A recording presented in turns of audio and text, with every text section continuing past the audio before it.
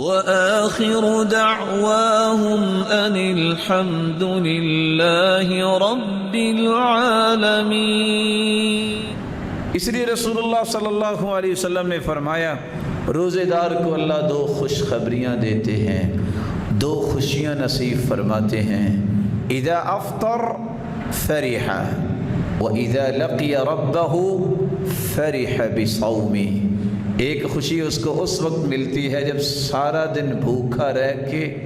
افطاری کرتا ہے تو کتنا خوش ہوتا ہے، اور ایک وہ بھی خوشی اس کو ملے گی قیامت کے دن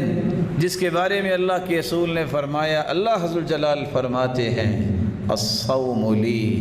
وانا اجزی بہ۔ میرے فرشتوں، میرے بندے نے روزہ رکھا ہے، تم ایک نیکی کا 10 گنے اجر لکھتے ہو، اگر زیادہ اخلاص ہو تو 70 گنے، اگر زیادہ اخلاص ہو تو الی 700 ضعف 700 گنا اجر لکھتے ہو،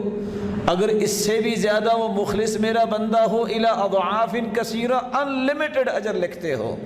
لیکن روزے کا اجر میرے فرشتوں تم لکھ ہی نہیں سکتے، بس یہ لکھ دو کہ میرے بندے نے روزہ رکھا ہے، میں جانوں اور میرا بندہ جانے، اس کا اجر قیامت کو میں خود دوں گا، یہ لکھنے کی ضرورت ہی نہیں۔ اللہ پھر کتنا اجر دیں گے؟ جس طرح اس کی شان اور عظمت بڑی ہے اسی کے مطابق وہ اجر دیں گے۔ وہ کہتے ہیں نا، حاتم طائی کے پاس کھانا لینے آیا، اس نے 10 بوریاں اٹھا دی، وہ کہتے ہیں جناب ایک وقت کا کھانا چاہیے تھا، آپ نے 10 بوریاں دے دی۔ کہا تو نے اپنی ضرورت کے مطابق مانگا، میں نے اپنی حیثیت کے مطابق دے دیا۔ اگر حاتم طائی ایک وقت کے کھانے پہ 10 بوریاں دیتا ہے تو کھربوں مخلوقات جو آج تک آئی ہیں، انسان جو اربوں آئے ہیں، اس کا مالک جو اتنے بڑے خزانوں والا ہے وہ کتنا بڑا اجر دے گا۔ جنت کے جو دروازے ہیں ان میں سے ایک دروازہ باب الریان ہے، یہ صرف ان کے لیے ہے جو روزہ رکھتے ہیں، اور اس دروازے سے داخل ہوں گے، دروازہ بند کر دیا جائے گا، کوئی اس دروازے سے داخل نہیں ہوگا،